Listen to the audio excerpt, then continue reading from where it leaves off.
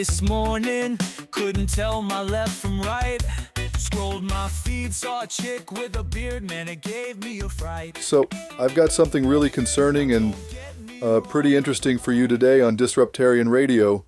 You know, we've been seeing this growing divide in our country, and, well, I just experienced something at a local pizza place that really brought it home. Yeah, and you know what's really striking about this whole situation is that it's not just like some isolated incident. It's really representative of what we're seeing all across America right now. What's particularly interesting about this is how it kind of perfectly captures this tension between social issues and economic concerns that we're seeing everywhere. And I think what happened at this pizza place in Eugene, it really shows how heated these discussions can get, you know? Absolutely, and the thing is, these conversations are happening everywhere, in every city, every small business. It's becoming impossible to separate our daily lives from these broader political tensions. So Derek, tell me about this place, Slice Downtown. I mean, you've been going there for quite a while, right? Yeah, and you know what's interesting is that, and I've actually been eating there for years, like, it's been one of my go-to spots in Eugene. The food's always been really good, and they've got this great atmosphere with, pinball machines and stuff. It's the kind of place where you can just really relax and enjoy yourself. And something happened there recently that kind of changed things? Right. So the thing is, I was there with my daughter, who's 11, and we were just, having this casual conversation with one of the waitresses.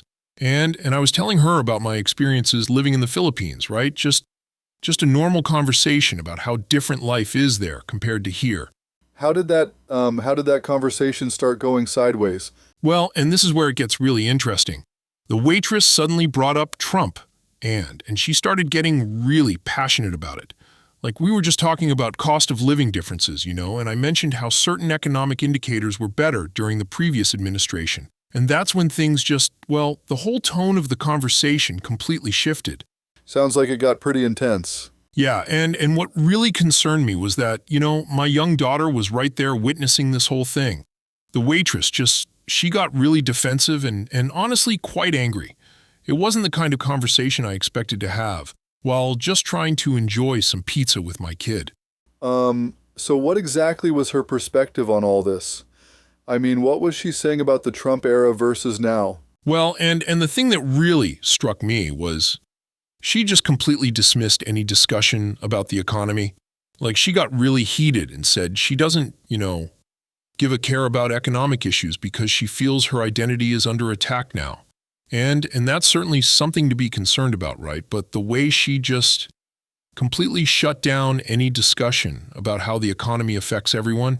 That must have been pretty uncomfortable with your daughter there. Exactly. And you know what really concerns me is that we're seeing this kind of disconnect more and more. Like, people are so focused on their specific issues that they're not seeing the bigger picture. And in the economy, it affects everything, right? It affects everyone's safety, their well-being, their ability to just survive.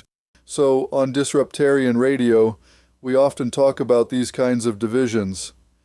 How do you think we got to this point where people can't even have a civil discussion about different perspectives? The thing is, we've created these false dichotomies, right? Like, and people seem to think you can only care about economic issues or social issues, but not both. But reality is much more complex than that.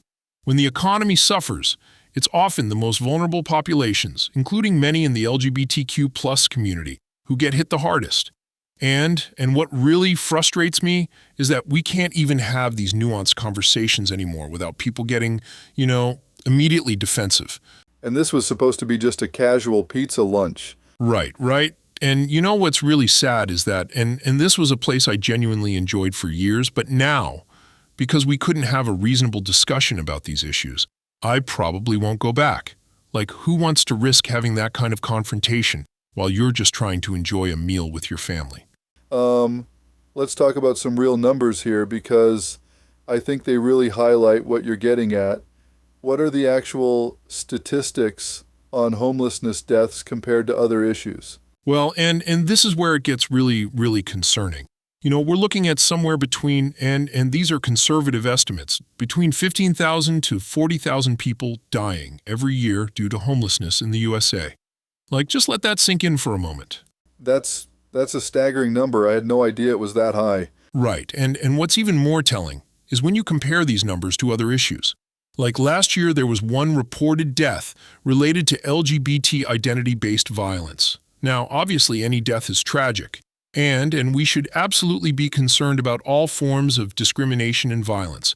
But when we're talking about scale and immediate threat to human life, the numbers tell a pretty clear story. How do these economic problems directly contribute to these deaths? See, that's the thing that people often miss. When we have economic instability, when we have inflation running high, when housing costs are just, through the roof, people end up on the streets. And once they're there, they face exposure to the elements, lack of medical care, increased risk of violence, it's a cascading effect. And these aren't just numbers on a page. Exactly. And you know what really gets to me? These are real people with real stories and real families.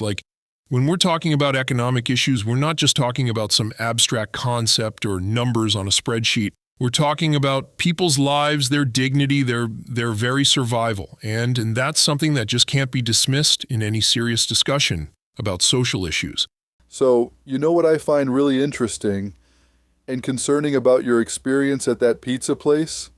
It's like a perfect example of how divided we've become as a country. Yeah, and that's exactly it. What happened there?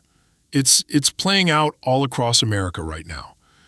We've got people who are they're so focused on their specific issues that and I understand why, but they're completely unable to even hear other perspectives. It seems like we've lost the ability to have these nuanced conversations, right?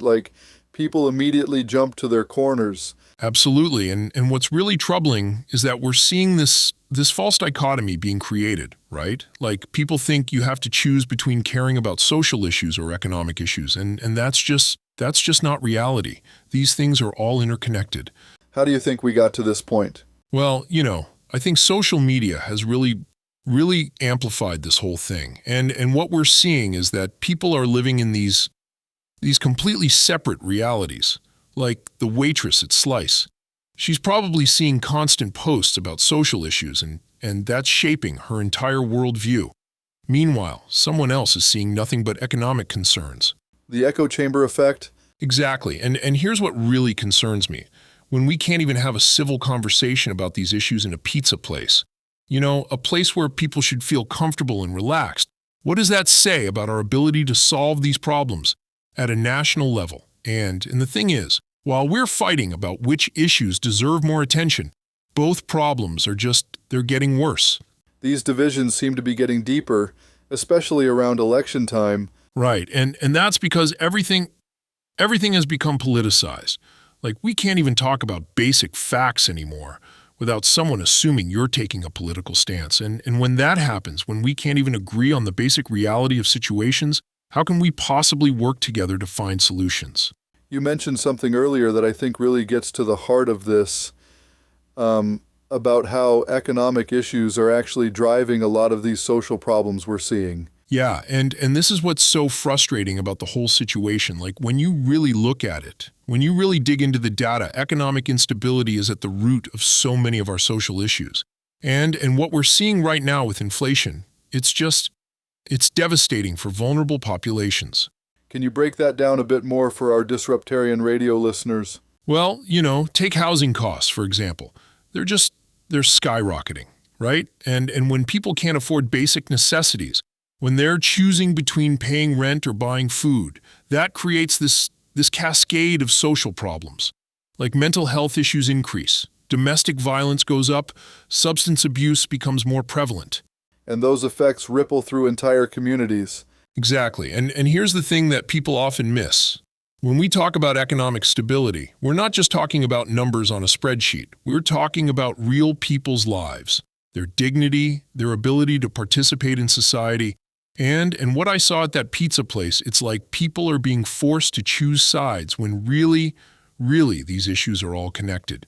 What about the impact on marginalized communities specifically? That's actually a critical point, because when the economy takes a hit, marginalized communities always suffer first and suffer worst.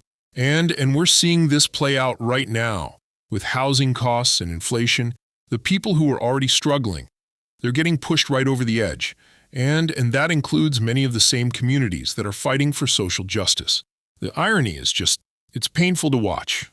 So, as we wrap up today's episode of Disruptarian Radio, I think there's something really important we need to address about this whole situation. Yeah, and you know what really strikes me about all this? It's that we've got to find a way to bridge this divide. Like, these aren't separate issues we're dealing with, right? The economic challenges and social issues, they're completely intertwined. That's actually a really powerful point.